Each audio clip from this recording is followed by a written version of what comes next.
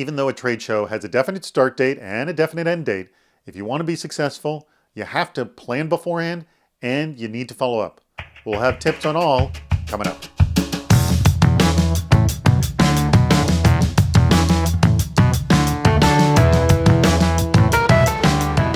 Hello, I'm David Spark, and welcome to Corporate Video Critics, media tips for communications professionals and marketing people too. This is all about planning for a trade show and, well, doing your due diligence afterwards, following up. I spoke to a bunch of experts at an event called E2MA, which is a trade industry about trade shows, and the number one piece of advice they gave was do not think of a trade show as a single moment in time. Right now I'm going to show you some of their advice, come back with some commentary, but at the very end, stick around because I've got one killer tip for you that you actually know, but nobody ever does. When I think of a trade show, I think target-rich environment. There are customers literally everywhere.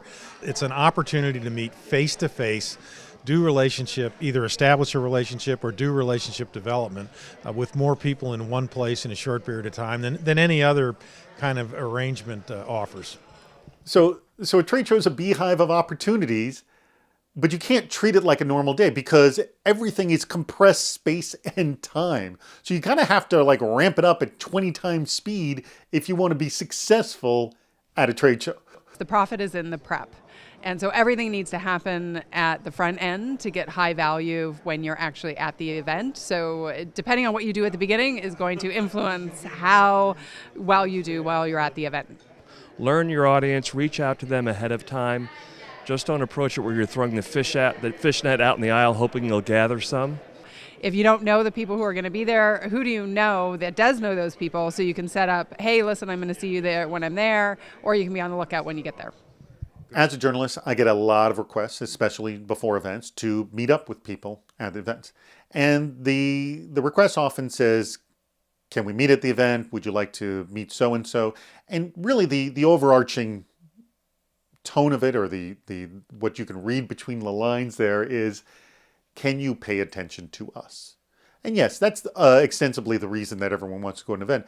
But you're going to have an extremely low success rate with that kind of request.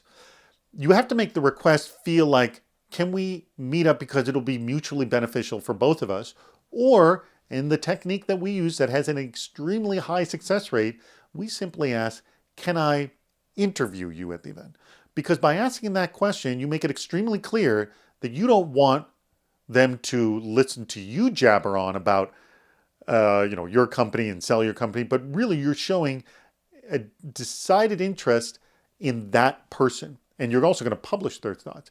You will find an extraordinarily high success rate if you make the request of, can I interview you? Follow up. That's another area that people typically really fall short. And then not just one contact point, not just one touch point. You need to continually follow up 2, 3, 4 times. And that's where it really falls short. It's interesting when you talk to some event managers, they'll say, oh, the show was great, or the reps will say the show was great. But at the end of the day, it's all about ROI. So follow up with leads is key, and I think that's another area that a lot of people struggle with. Talk about having the next step. When can I call you? When can I set up that meeting so that we can discuss further what we talked about on the show floor? Figure out with whom you connect enough that you genuinely want to connect again.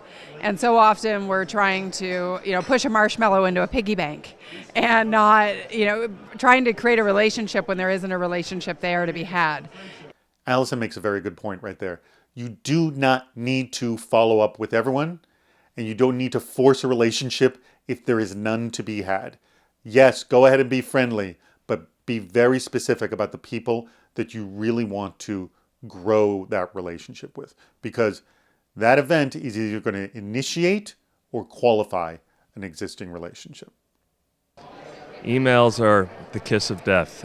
I think a phone call is better. You just spent time face-to-face marketing. So I think the email's a little impersonal. Make that call. Yes, just call. It is amazing how few people do that one simple little thing.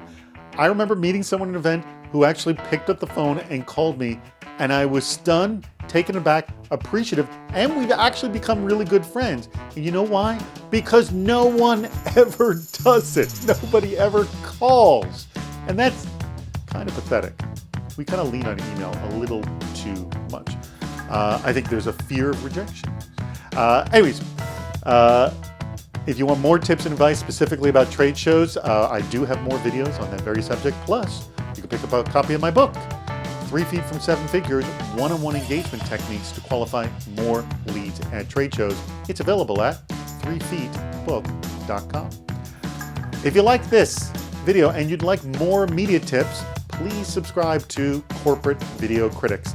If you have a corporate video yourself that you would like me to review, please leave it in the comments or contact me directly. If you like this video, if it actually gave you good advice, please like it and tell all your friends. Thank you.